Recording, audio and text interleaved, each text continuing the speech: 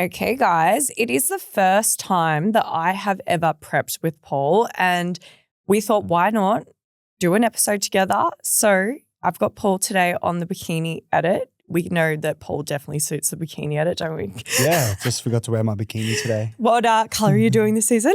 Pink. Pink. It's matching and it's bikinis always. Oh, that's a good question though. Am I doing pink this season? Yeah. We have two different alternatives that could come up here. I have done pink every time I've stepped on the FMG stage, but have to keep everyone on their toes guessing. All we'll say is though, Paul and I will be matching in some way or form. We're matching for the first one, not the second one, aren't Correct. Yeah. Yeah. And for those that don't know what show we're doing, we are both going into FMG. We've got FMG Gold Coast, which is, what are we, 4 weeks now? 5 weeks. 5 weeks, Yeah, just under 5 weeks or coming 5 weeks? Just coming up on 5. Yeah, okay, wow, I thought we were less than that. And then we've got FMG Bali, which is 3 weeks after that or 2 weeks after that? Yes, maybe it's like 7-ish, 8-ish weeks, which would be awesome to wrap up. But last time I had Paul on a podcast with me, it was over a year ago now?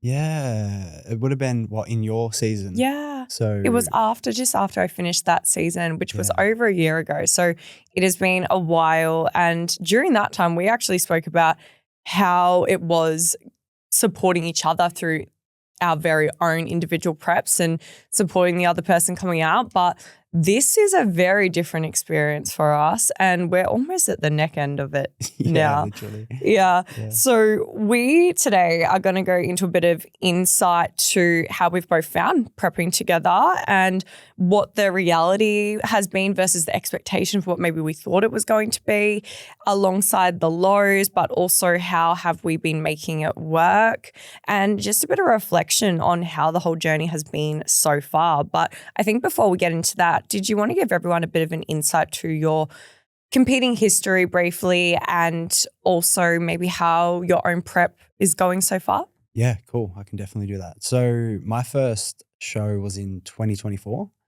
Man, it feels like so long ago now. Put on a bit of size since then. And what was the question? I've already forgotten, man. I'm too close to stepping on stage. What shows have you done, your own experience, and how has your prep been so far? Oh yeah, my prep this time has been so much smoother, and I think like a lot of that comes down to the groundwork we laid in the off season. Like really just put in the work, nailed all the basics, and set this prep up so I wasn't too fat to start the prep, which was massive because my last showing I had to lose 23 kilos to step on stage, which was a huge amount of weight, and we did that over 34 weeks. So it was a really long prep, it was a really long time to be dieting. And my health suffered as a consequence of that as well. I ended up anemic and just felt terrible, crashed my test. Like I was in the pits. And what show did you do to give everyone insight? That was A and B. Yeah. And how did you go in that show? And how did you feel after it? And what was your feelings after that show? Yeah, so coming into that show, I didn't have too much expectations. I wasn't sure what to expect from bodybuilding yet. I was very new to it. And I'd been training like a bodybuilder for 5 years, but never really took it that seriously. And even into that prep itself, like it wasn't as serious as I take it now.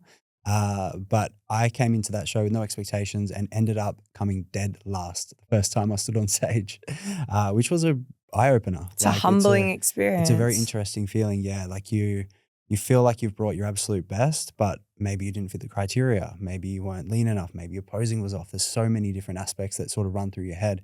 And like, I wouldn't say I was unhappy with the result. I took out a second place in the second time I went out, but it was still, humbling and eye-opening and almost a catalyst that pushed me towards taking it a little bit more seriously, really putting my best foot forward. What have you done to take it more seriously this time around compared to your first prep? Yeah. So probably the biggest difference was the way I treated the off season.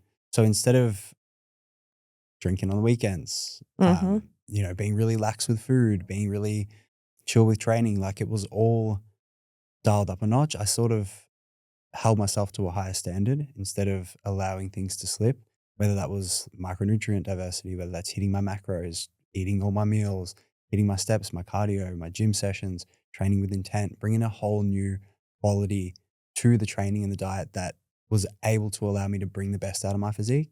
And I'm not working with the greatest genetics in the world, but that makes it even more important for you to tick the basics off better than any other cunt can. So I've had to show up day in and day out for the last 2 years straight without missing a beat. And I've loved it. Honestly, I've loved every minute of it because it's shaped me into who I am today and the athlete who I am today. And again, it comes back to making that prep as smooth as possible as well. Yeah, 100%. And I obviously personally firsthand have witnessed the change from that prep to this previous one for you and seeing how you have carried yourself so much at a higher standard absolutely has been so rewarding to witness that as well. And I'm sure you've probably seen the same from what was my first prep 5-6 years ago to coming into this last one. I feel like we've both been able to really watch each other grow, which has been so fantastic. And now even doing a prep together, which honestly, I don't think we both ever expected that we were going to do that. But I think we both knew when we were going to compete again, especially with, plans of getting married and everything like that. We were like, okay, we've got to kind of line this up. And based on, our last prep experience that we both did, we actually both said it was so hard with one coming out and then the next one going in. It's almost like you feel like you're in prep longer because you're not going out and having meals with your partner, not just for that prep, but now another prep. Like it feels like you're not being able to do those things that, let's say, you would do naturally outside a relationship, but it was like for a whole freaking year. And then one's got their libido and then the other one doesn't, right? With this prep, of course, any prep has its struggles and any relationship has its hardships. Would you agree in the sense that this has felt easier doing it together? I would say it's felt a different kind of hard. Yeah. So it doesn't pose the exact same challenges, but like the biggest thing that I've noticed, the difference between the two is that generally when you have one person in prep and one person who's not, you have one supporting character who sort of carries the load when the other one can't. Now we're both in the position where we can't carry the load. Yeah. So it poses its own challenges. It's unique. It's easier than the first time because we're both going through it and we won't have to be in recovery for 12 months, trying to get through. But it has its own unique challenges for sure. Yeah. What for you, and I'll go after you, what's been the biggest surprise for you doing this together? What comes to mind? I'd say I went into it expecting it to be harder. I feel that. I expected it to be a little rougher, to be more blowouts, to more fights, to more uncomfortability, like just not being as smooth. Yeah. But it has been a lot smoother. I actually agree. Like it absolutely has not been perfect, but I can hard on my hand say when we were going to do a prep together, I was like, let's see how this goes. This is going to be interesting. But I absolutely agree. And I personally think it's from how much we've both grown as individuals and who we are and our own maturity as we've grown as well. I think getting my diagnosis plays a huge impact in me being able to better understand my mind and my regulation of my emotions and everything like that, and understanding that I actually need to take time to fill my cup, that I can't be this person for everyone, which has allowed me to feel just more regulated and in tune with me. And I feel like that has really played into like home environment and things like that as well. I would say that's probably definitely the biggest surprise. I think for me, if I'm being completely transparent, that doesn't come across the wrong way. I think the biggest surprise for me is literally what you just said, where usually there's one person carrying the team. I felt like I've been like, oh, I just really need support and I don't feel like I can have it. Like, and I didn't think I would realize how much that would actually impact me. I think that was a surprise to me. Like, I especially think for these last hard weeks, we're both deep in the trenches now. And there's been days and I'm like, oh, fuck, wow, I wish you'd support me. But also like, how can he pour from his cup when he's probably feeling the exact same way you're feeling right now? Do you feel the same at all? Yeah, I'd agree. Because usually I am that person. Always that support person. I think that's why it's felt weird for me. Yeah. Because it's like, it's a different scenario. It's not the same like environment, right? Yeah, it's definitely been hard to process, but I guess that just comes to reflection, taking a step back and realizing that. definitely hasn't been terrible by any means. And that's not to say that you haven't supported me. I think more from like an emotional perspective, because emotions are taxing and deep and it's exhausting. You're already trying to fight just to, get your fucking steps up. It's hard. Yeah. I think when it comes to like practicality things, or whether it's doing extra loads of washing or something like that, like getting actually your support and helping with those things, I feel like that's never ever dropped. But I can understand how like that emotional actual deepness element, like it's hard. And I think even for me, I tend to protect my emotions a lot more and not let people emotionally dump on me in prep, because I don't have the capacity for it without it probably impacts me more than what it should. Would you say you feel the same? Yeah, for sure. You do have to protect your own peace in prep. And it is like a selfish endeavor at the end of the day. For most people, look, you can bring your best physique to the stage, and you can train alone, you can eat alone, but to be your absolute best, you need to have a strong support network. And for that to feel like it's not there can be a little bit taxing, but at the end of the day, we're both in the trenches. We're both going through it together. And I've done a lot of reflection and tried to put my best foot forward so I can still show up as best as I can, whether that's emotionally, whether that's around the house, whatever it might be. And like, I do feel like I'm changing at my core as a person to be able to navigate this period a lot better, even when I don't feel like it. And that's been a really unique experience. And I think it's going to carry over well into post prep, like, being able to prove to myself that I can continue showing up regardless of how the prep feels. And that you're in control of aligning with your own goals. Yeah. That's what comes to mind for me when I hear that. Yeah, correct. Like, I feel like, would you say in the past, not even just with bodybuilding, maybe other elements in your life before you even got into health and fitness, there was maybe a sense of a lack of sense of being in control, like total control?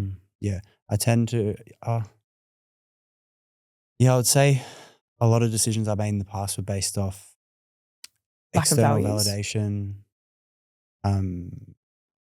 Never really truly understood myself or my purpose. And over the last 3 to 5 years, I've really found that. And that's been able to allow me to align things with who I am as a person now, instead of just sort of going through the motions. Yeah, it's like you kind of have actually a purpose behind what it is you're doing. It's not just for the sake of it. And I feel like even probably that with your first prep, there probably wasn't a whole lot of purpose like this one has. Yeah, and 100%. that's why like the alignment of the actions with this prep probably feels so much more driven, because there is so much more purpose behind this. There's a good support system behind this. Like, there's a lot of self-belief behind this. And I feel that as well. Like, I feel like every prep I've done, I've always given it my absolute all. I don't regret anything of how I showed up in any of my preps. I feel like every prep I've grown and I've learned things and I've done things better each prep. But I feel that has just always come from the love and devotion that I've had for this sport from such a young age. And like now doing it, and I'm a pro athlete, but trying to, stand up as a natty pro and an untested fed, it's, I feel like right now, even as I'm saying this, I'm actually living my dream. We're always caught up on the thing, but I'm like, it's not even about the outcome of whatever happens from the season, but I'm simply living that dream right now of what I wanted. So yeah, I think I made my post the other day of like a life dump, and it's like stepping into your childhood hero, but also vibing at 6 weeks out and doing hard things that no one seems to witness. Like only you know what you're going through and how you're showing up, and not making a deal to anyone else, because that's the point of what you do it for. Do it for you. So for me, I'm like, yeah, this is the favorite era of my life. And I wrote that on the post because I feel like my favorite eras of my life are the ones that were the hardest that I eventually got through.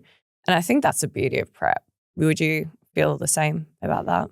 Yeah, there's so many beautiful aspects to prep because it does force you into this period of self-reflection quite often. Yeah. And like, even the other day, I was doing my cardio session in the morning, smashing the bike out, pumping it hard, and I just started bawling my eyes out. And it was like, it wasn't tears of like, oh, this sucks or this is hard. Euphoric. It was like, oh, I'm doing this thing. Like Mm. I've found something that I genuinely align with, and like reflecting back in that moment on where I was, Mm. like drug addict, drop kick, just Mm. doing fuck all with my life, to now being able to do this really hard thing intentionally Mm. with purpose behind it, Mm. just had me emotional. Like I was so fucking deeply emotional about it that I just started bawling my eyes out. And it usually happens during cardio too for some reason. I'm the exact same. And it's funny, my first ever prep I ever did when I was 23 or 22, I cried so much in that prep. It was so much happy tears because for me, I was like, it was mind blowing to what I was doing for myself at that point. I'd never, gone through something and I was about to live out a dream of mine that had been for so many years. I wanted to step on stage when I was like fucking 18 and I was finally doing the thing. And for me, it was all the reflection, like you just said, about your past being a drug addict and, not really amounting to much because you had no aspirations back then, and to where you are now. Like, it's such a big emotional shift. That was me from growing up in the abusive environment I did as a kid and, being the only one that made it out and actually decided to make something of their life and, knowing that I could have gone the other way and didn't. And now I'm doing this thing that I'm giving my absolute all into. It's the moments like that, I think, with prep that you can't take away. And I think that's the beautiful thing about bodybuilding. It's like, no matter if you place on the stage or not, most good bodybuilders always have a story. I like to say nobody goes into the hardship of a prep and does well and stays within bodybuilding without a fucking story, because it's that emotional drive that it makes you enjoy it so much from where you came from. And I feel like so many people I've had on this podcast sharing their story, they're all such great competitors. Every one of them, like, wow, yeah, you overcame some hardship. And yeah, no one can take that away from you. Like, no one. I think regardless of even what we happen to place or whatever at this show, I don't think anyone can take those moments away from us that are potentially on the cardio machine and tears of happiness. Let's go into the lows. So, like any relationship, guys, we are not perfect. I feel like so many people idolize our relationship. I don't know if you've gotten messages before, but you and your missus, like I get like, wow, you and your partner, like you guys are such a dream team and oh, you guys give me hope. You're the standard. We get it quite a lot. I can't blame him though. Like, yeah, we do have a it's really pretty good relationship. But no relationship is perfect. Like, we don't live in sunshines and rainbows and every day it's like, hey, sweetie, kiss on the cheek. And here's like, it's not that at all. We're both very hardworking individuals. We're both very caught up within our own careers and our job. And thankfully, they're the exact same job, which I think is what allows us to also be so strong because we bounce off each other. We're both doing the same thing. But, we also will have moments where maybe tension builds up. We're both at low capacity, being in the deep end. Maybe our emotions are heightened and we're super tired, communication lacks, a bit of, emotional dysregulation here and there. But what do you feel from your own perspective? Not that I don't feel like we've butt heads much. I feel like maybe in the last couple of weeks coming to the deep end, we've both potentially been, one's just been more quiet. I've probably been short of fuse. And then it's like, because maybe you're more quiet, I go, he doesn't want to fucking talk to me. I'm talking too much. I'm getting pissed off now. He doesn't, but really you're just tired. And I'll be like, did you even hear anything I say? And then I'm more short fuse. Where do you feel like we both butt heads the most right now? I have an interesting take on that. And, like you being like neurodivergent and who you are as a person, like I totally understand that. And like I'm learning more and more about it as time goes on. But what I can tend to do when I'm overwhelmed is just shut up. Like I'm too much for my system to handle, too much going on. So I go quiet. Whereas you're very extroverted out there. So when it becomes too much or when it's like really explosive, I'll just, because like I don't want to deal with it. So that's my body's natural reaction to that situation. So then that obviously leads into you thinking, well, he doesn't want to fucking talk to me. It's like, well, no, this is my way of coping or dealing with the emotion. It's like, I'd rather just not deal with it. Well, not deal with it, but just not be open vocally about it. Yeah. And then I have a reaction where I go, okay, that's cool. That's fine. And then I will do what he does and I will go quiet. I'm like, cool, we're having our own space. That's fine. And then he'll want to come out of the woodworks and he'll feel ready to start talking again. And then I'll be like, nah, giving you a taste of a message, I'm not talking to you. And that's just how I am. It's like my own little autistic, tedious brain, you could say it. But that's the kind of pattern I think I've found and realized. And it's hard, especially in the moment right now. I definitely get way more reactive, you could say maybe, impulsive. My autism feels like it's shining brighter than ever these last few weeks. And a lot of it now, and what I've found is simply what you've been doing. I've just kept quiet. I've spoken when I've needed to, wherever I want to call the client, and that's it, right? Like, to be honest. You're trying to preserve energy at all costs. Yeah. And I find it. I'm trying to just make it to the end. Do you know what I mean? In the best place possible. And I was actually talking to Maddie about this on our walk the other day. I haven't even really vlogged this prep.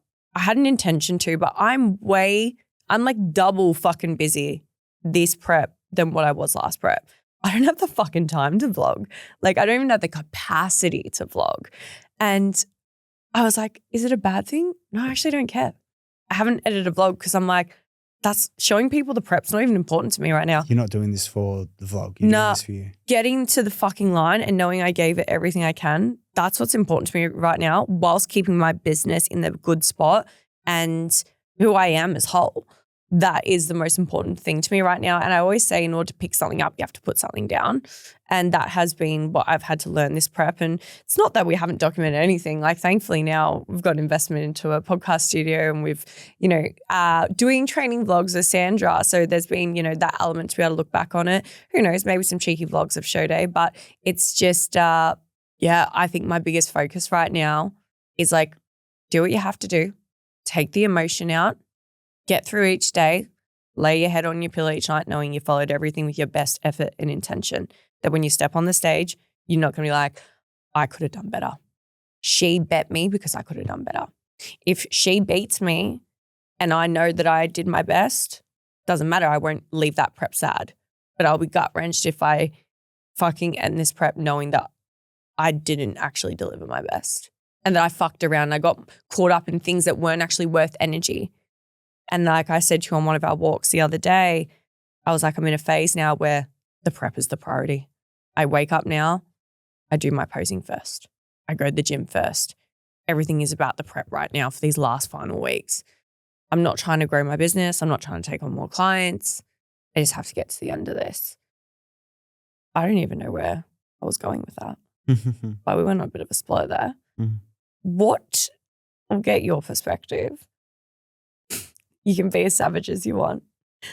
What drains you about me currently in prep?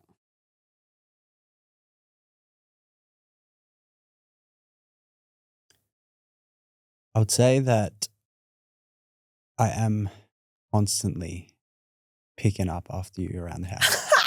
And it is a killer. But I have had a massive mental reframe recently because I had to protect my own peace because I did find it very uncomfortable, whether it's a dish that hasn't been like washed or it hasn't been soaked. Can we just say what times they usually happen? Morning and night.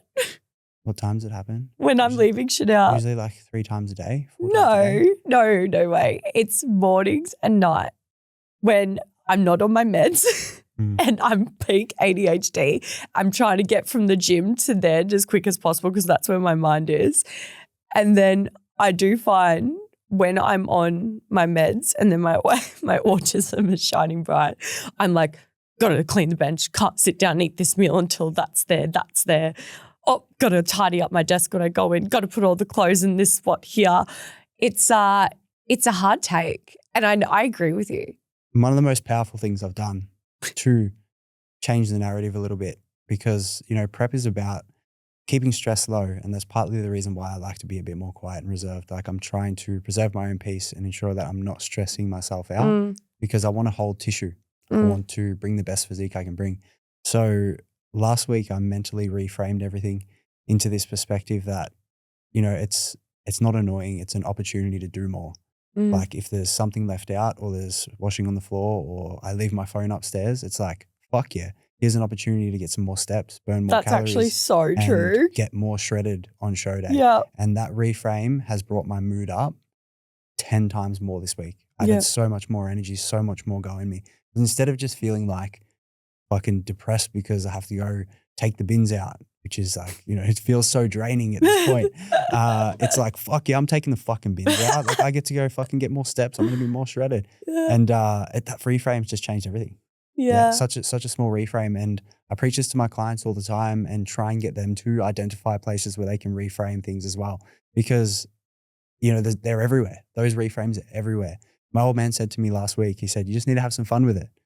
There's a mental reframe. It's like, I wasn't having fun with it anymore. Why the fuck not? It's meant to be a process that like is enjoyed. I'm doing this to myself. Like, who am I to be down in the dumps about it? Like, let's go have some fun. And that's what I've been doing. Yeah, I'm very big on that. I have had maybe the odd moment where I had moments of overwhelm, and maybe it was because there was actually probably one of the biggest instances, probably the biggest meltdown I've had in the whole entire prep. It's kind of funny looking back in hindsight, but this is the reality of my, you know, mental disorder that people don't see. And obviously being in prep, the severity of it. And when I had this mental breakdown, this actually taught me a lot.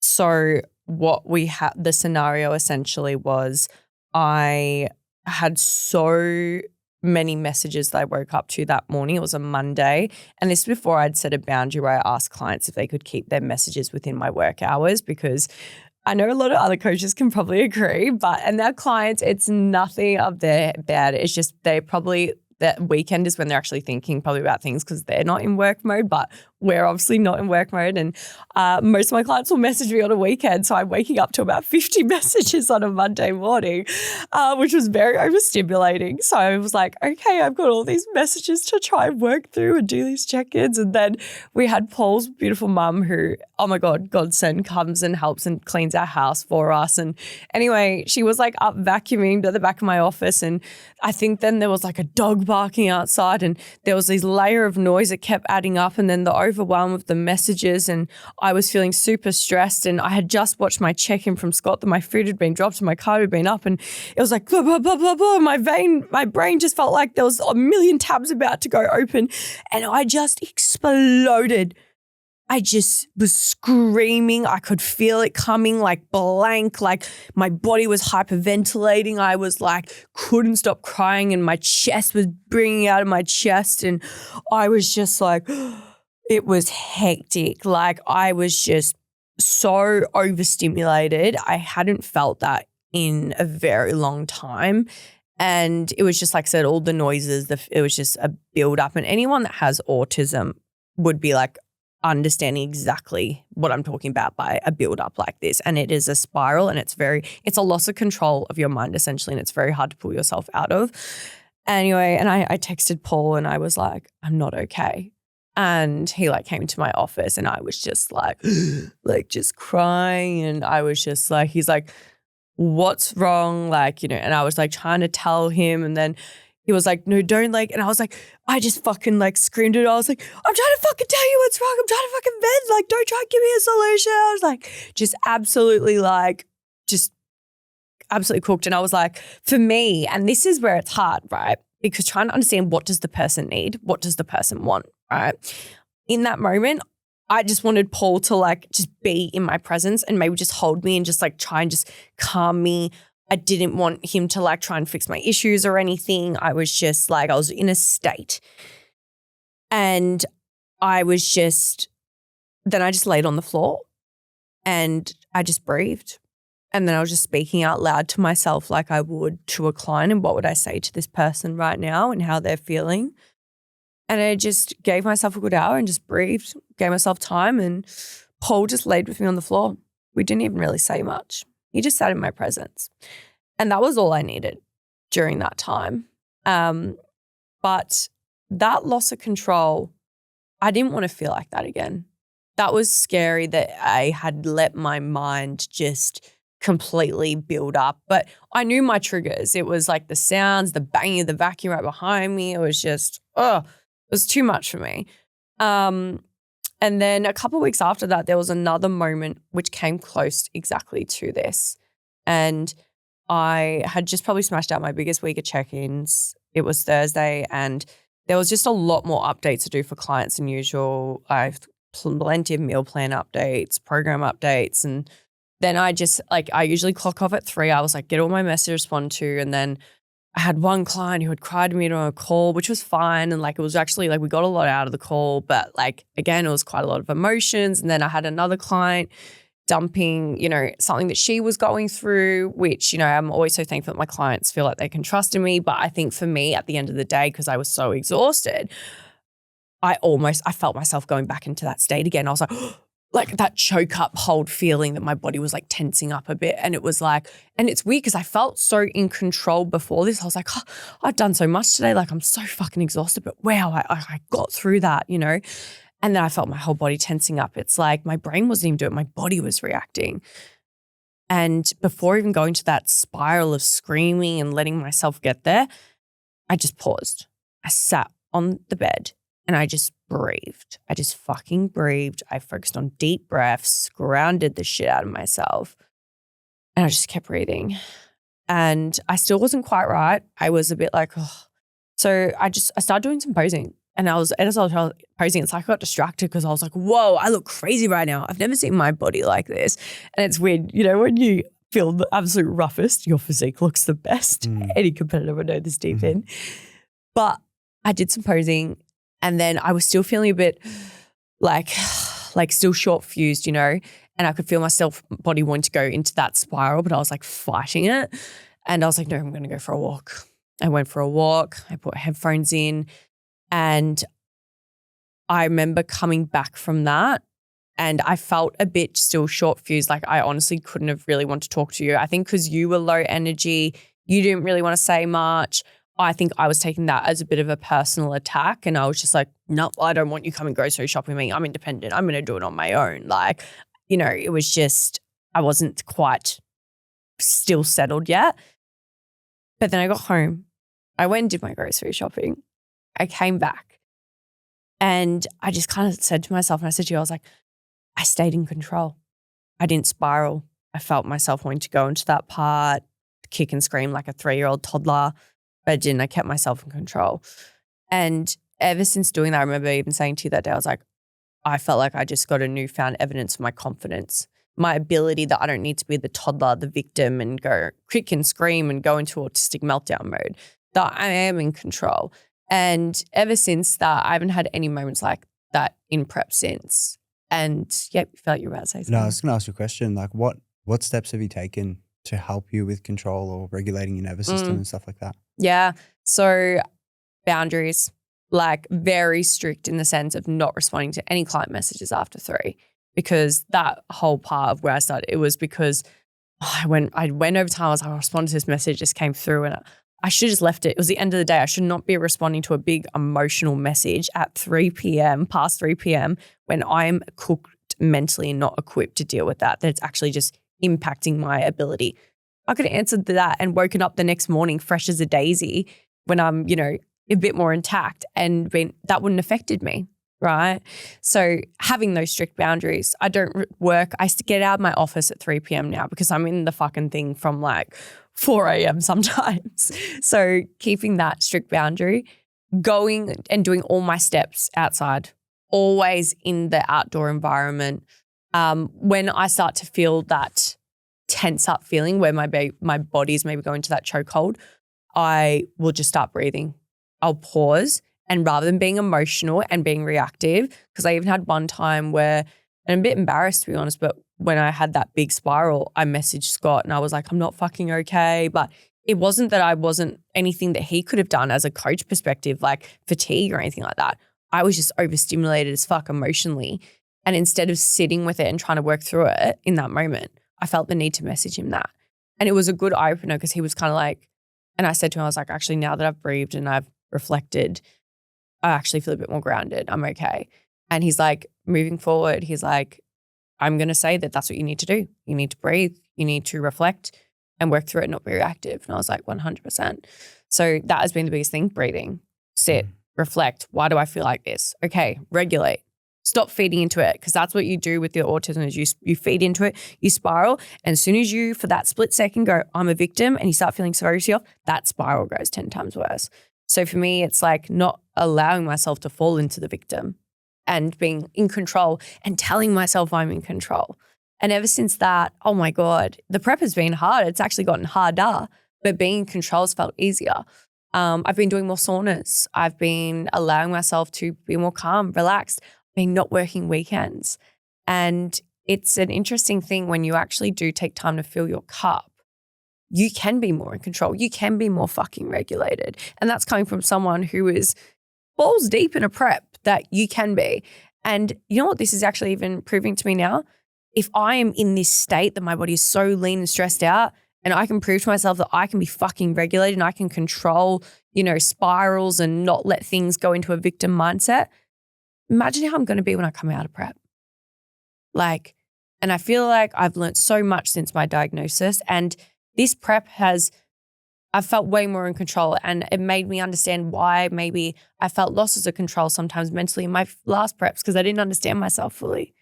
So I think that has been a really big thing. And do you feel like the prep is the catalyst that allowed you to realize you wanted to get tested for autism and ADHD? Yeah, it was a big part of it. Yeah, 100%, because I knew, obviously, I always knew I thought differently, and I knew that sometimes things always sat too strongly with me that people could always get past, and I was like, no, I can't, and I'm fixated on it, and I'm like, I can't let this go.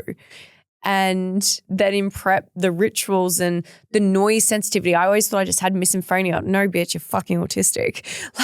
And it wasn't just noise. It's not just misophonia. It's everything. It's textures. It's lights. It's fucking every sense. It's seeing certain movements that I don't like, whether it's someone chewing gum, you know what I mean? It is like, it's insane. And it gets tenfold worse in prep. And yeah, I realized I love this sport. I love bodybuilding.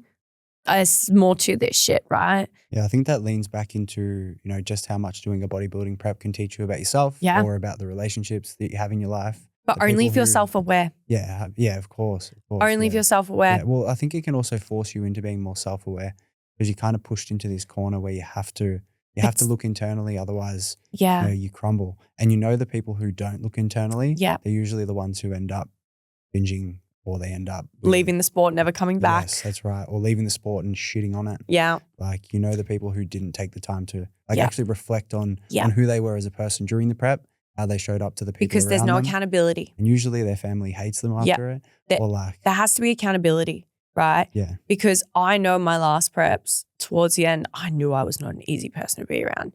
And I even said to you after, I was like, I want to dig deeper. I feel like there's more to moments where I feel a loss of my emotions, and I didn't want to be the victim. I've never liked being the victim. And every time I've caught myself being a victim, especially to my own circumstances, I've always been big on there's room to grow here mentally. And honestly, to only have really one big meltdown this prep like that, compared to what I've maybe been in the past, I'm so fucking proud of myself. And I'll give that to her. I'm so fucking proud of myself, because it's not been easy. And I know even my next prep, with the newfound evidence that I've built this fucking prep, I know next time I prep, it's probably going to be even better again. And the fact that I've been able to do that whilst doing this with you, when usually, it's been always about me, but we're a teammate this time round with this, I couldn't have been proud of how I've showed up this prep. I've worked through so much shit, and, I feel, I just haven't allowed myself to be the victim. And if I have, I've pulled myself straight away from that shit. And I feel like that's what allows you to enjoy the prep. Going back to what you said, where you're like, this is supposed to be fun, right? Mm. I think it becomes fun when you don't victimize yourself.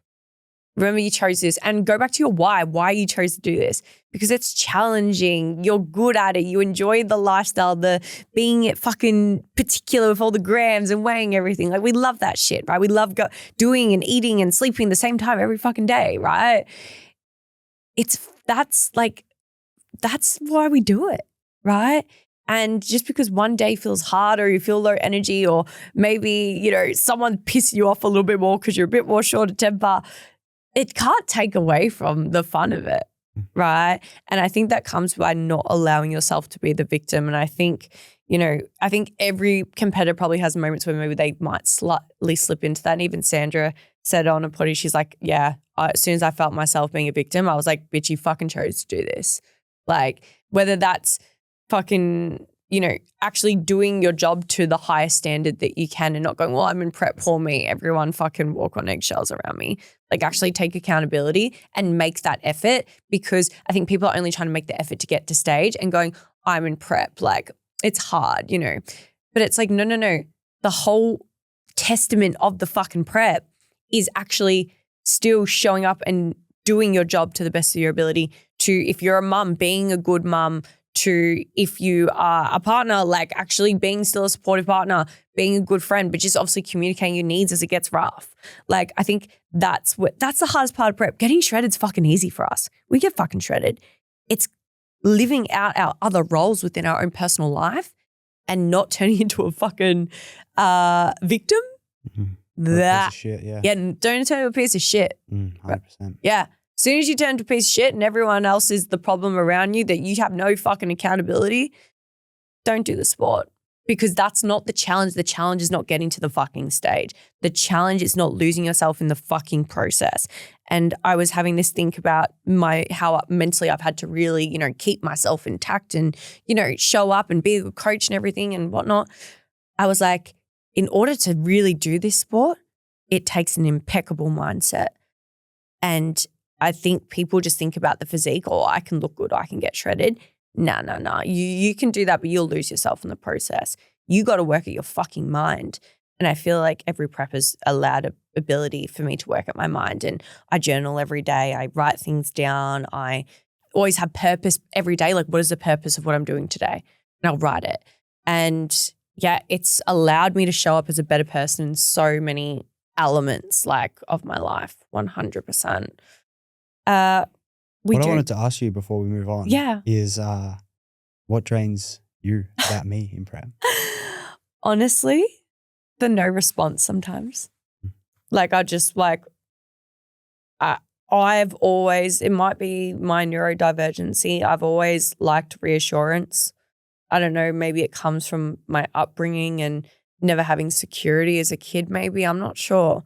But, where like I actually want a decent response from you, or I'll be like, did you fucking listen to what I said?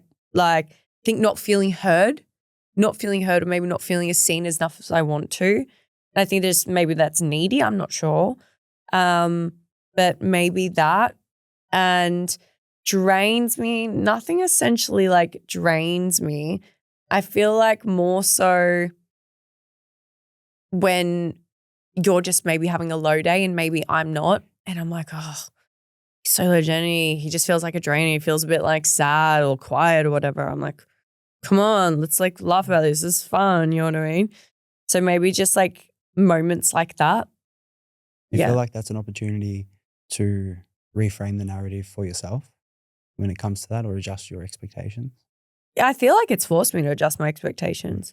Similar to the way I've adjusted my expectations. Yeah. 100%. It's forced me to adjust my expectations. Like I just let it be now. I don't try. I don't keep trying to poke the bird, if that makes sense. Just go, oh, we're just going to be quiet. Oh, I'm just going to let it be. I'm just going to be quiet and do my thing. Do you know what I mean? Like, instead of like hyper fixating on it and getting caught up in things. So yeah, I would say that it absolutely has forced me to adjust 100%. We only have 15 minutes left. So I'm thinking speed run a Q&A. Yeah, we go through some of these questions, but I think we'll at the end ask each other one question. But we'll quickly go through these Q&A questions. So the first one is, this one has a couple parts to it. Ways your partner supported you through your first prep without participating himself. So maybe I'll go what you did for me in supporting me without participating. Maybe you can do the same. But ways Paul supported me was not taking offense to some of my needs. So even now whilst we're in prep, and we did the last prep, and I think it works well for you because you're also struggling to sleep at the moment, not being offended when I say I need to sleep on my own. Like actually being able to do that so I can fall asleep because I'm more sensitive to noises or moves or turns. And if I don't have good sleep, it affects my prep. I would also say being, again, not offended if I'm like, can you eat in a separate room to me because I can't stand the sound of someone else chewing. And it's funny, it's like not even the sound of someone else chewing, but even myself. Do you remember a couple of months ago when I started crying because I was crying that I couldn't stand myself hearing myself eat and that it was too much and that I was so like clapped out within my brain that I didn't even want to live inside my own head. Everyone listening to this probably sounds like this is fucking psychotic shit. This is autism, guys. Like even hearing myself eat, it's just so much. Like it's, yeah, no normal person will understand. But little things like that and not being judged for it. And also just taking the extra load when I needed it, whether it was I was struggling to get the last couple bit of steps at the end of the day and he's giving me a pep talk going like, you fucking can do this, you want this. Like, so I think knowing how to lift me up when I didn't have much to give. And I think just being there. I think there's something about with your partners in prep, just actually being there.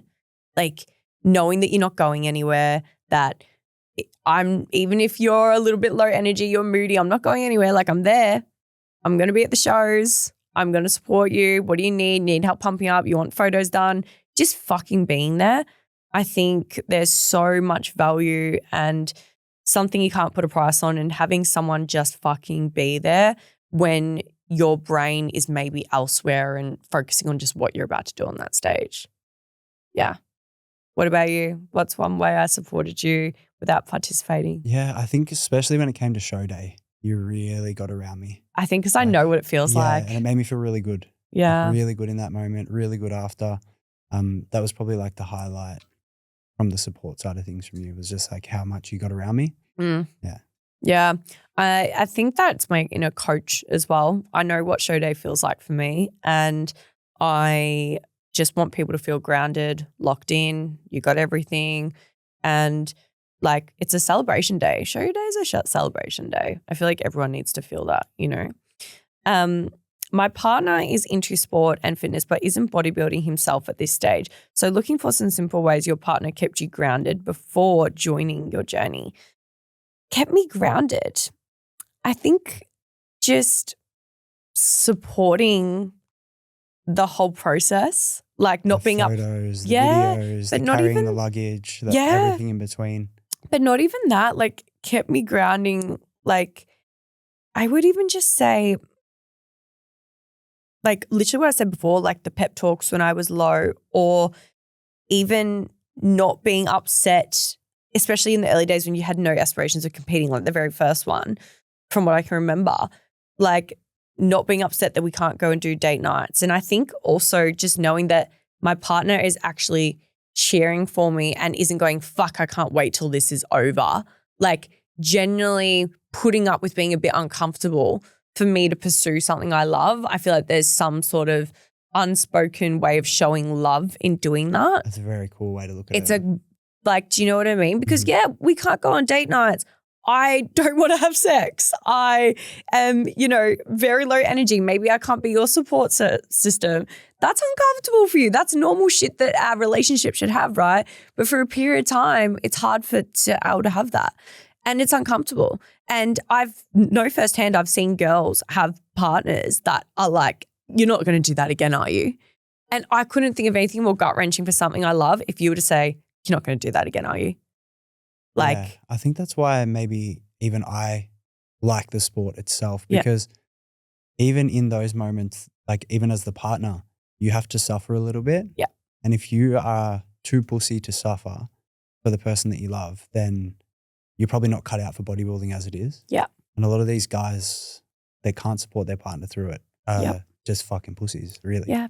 And I know couples like Sandra and Stu are a perfect example. He's never done bodybuilding and oh my God, he supported the fuck out of her. Like he was like he was like there at her right hand, you know what I mean? Yeah, he even made a beautiful speech about it. I was like, bro, you're going to get down on one knee or something. This is beautiful. Like incredible. This is from one of my clients, Talia, actually. I'll let you answer this one. Right. What is one thing my partner should know before I step into a prep?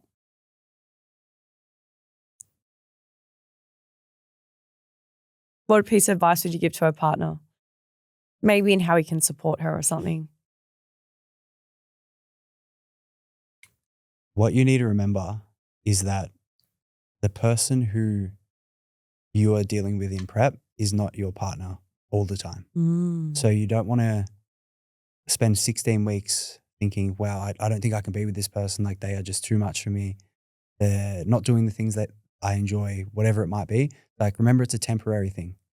And remember, the woman who you love now is going to be that same woman after the prep's done. This is like a temporary shortcoming. It's going to be all right. You can suck it up, embrace it, support her. But just remember that you still love her. Yeah, I think that is the most important thing. And there's even been moments like where we might be so resentful or just don't want to be in each other's same room, you know, it's like just want time away from each other. And you can't let how you're feeling in one moment or one day dictate the trajectory of the relationship per se. Like we've been together for fucking 8 years. We're about to get married in what, fucking 5-6 months? And I think it's understanding like just maybe one day or a week of short fuse or we're both feeling it, whatever, doesn't take away from what the last 8 years have been with us. We have so much depth to our story. And I even know from that last prep coming out, there was just so much admiration for you when I came out of it, you know? And I think when we both make it to the end and we do this fucking thing, we're so fucking close. And, you know, it's good. Like even when we do have, I feel like when we do have energy, we'll try and give it to each other still.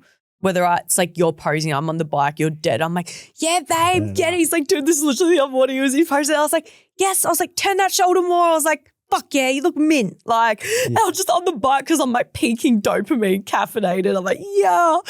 And, you know, maybe I'm dying or whatever. And Paul's just like, so close, babe. Like, give me a slap on the ass. He's like, you got this. Like, do you know what I mean? Like, it's not all doom and gloom, and it's not. And I feel like they're the little moments that mean so much because there's not many of them because we're both like, we're pushing now. But I feel like we give it to each other when we can. It's like, all right, I've got a bit of energy. I'm going to give her that little bit of something that she needs. You know what I mean? I try and like at least once every few days just be like, you've got this shit, babe. Yeah. I keep pushing, you got it. Yeah. Like you're going to be all right. Yeah. 100%. And that's the thing. I think the same goes. And I literally what my reel I posted of us this morning, it's like I think every girl expects to have a man bend over backwards and be this amazing support person that treats her like a princess. But it goes both ways. How can you expect a man to support you and, you know, have this admiration for you when you can't even get around your partner? It doesn't just go one way. And I feel like for us, that's where there's that deep-rooted understanding. I think like a lot of that comes back to, you know, when we first met and the position I was in when we met and how you were able to bring me out of that and actually show me that I could achieve more. So I'm forever grateful for that. And that's like why I'll bend over backwards, because like you literally fucking saved my life, changed my life to this point where I am now, and inspired me to get into the gym, inspired me to start coaching, inspired me to become a bodybuilder. And I think also supported you to do it too. No, exactly. That's what I mean. Yeah, supported me. Like I wouldn't have thought I was capable. I was literally like him. I was like, come to the seminar with me before he was a coach. I was like, you love this shit. I was like, come to the seminar. Well, actually, no, they gave me a free ticket. Yeah, but you were hesitant to go. Yeah, and I said, come. And even just other little things like going to bodybuilding, I was like, fuck yeah, you should do a show. Try it. Dip your toes in. Like, you know, I was all for it. And that's because how exciting that I can share something I love with someone. And I feel like from you going in, following in and going in the industry, going in as an athlete, I feel like it's made us more aligned and stronger than ever. I love that it's not just me doing this. Like I think there's something so powerful about that. But also it is possible if you have a partner that maybe doesn't want to do a bodybuilding show, you guys can still be together. He can still support you. You can still have a very happy life together, just saying, because we had that previously before we both started doing this. And I think that deeply comes down to the communication, your values together, and understanding of one another, and most importantly, wanting the best for each other. Yeah, you were prepping when I was still a tradie. Yeah. Yeah. Fuck. Oh my God, take us back. Times. Except that show got cancelled because of COVID. I know. And then I broke my foot and oh my God. Yeah, we've been through the highs and lows, man. I'll let you answer this. It's kind of similar. What advice would you give to someone whose partner isn't on the same journey and doesn't understand their goals? So let's say this partner doesn't understand why she's doing this, like maybe is potentially finding it uncomfortable, can't wait for his missus to get out. Like, what would you say? You don't fucking need to understand it to be supportive. Oh, like it's okay to support your partner through their goals, even if it doesn't align with you. Like, you're not a bodybuilder, so you'll probably never get it. But your partner loves it, and that should mean that you get around it. You support their goals, you support them and their vision. Like, it's not, otherwise you're the one being selfish at the end of the day. Like, if you were into fucking painting toys or some shit, it's like, she's probably going to get around you, bro. So fucking support her through it as well. Yeah, I love that. They were our questions. I think to wrap it up with us, what you asked me before, what boundaries I had set in place. What boundaries have you set in place for yourself to make it through this prep and show up with the standards that you've wanted from yourself? I have set some boundaries with work. Yeah. Purely because I found that I was burning out by Monday. And as soon as the check-ins on Monday would roll around, I couldn't show up as my high-performing best version of myself. So I had to start filling my cup on the weekends. Game changer. So much more energy during the week, so much more give for my clients. When I do message them, the replies are detailed, not just me half-assed because I've been fucking one finger on the pulse the whole fucking weekend trying to stay on top of everything. Absolute game changer. Yeah. Outside of that, I think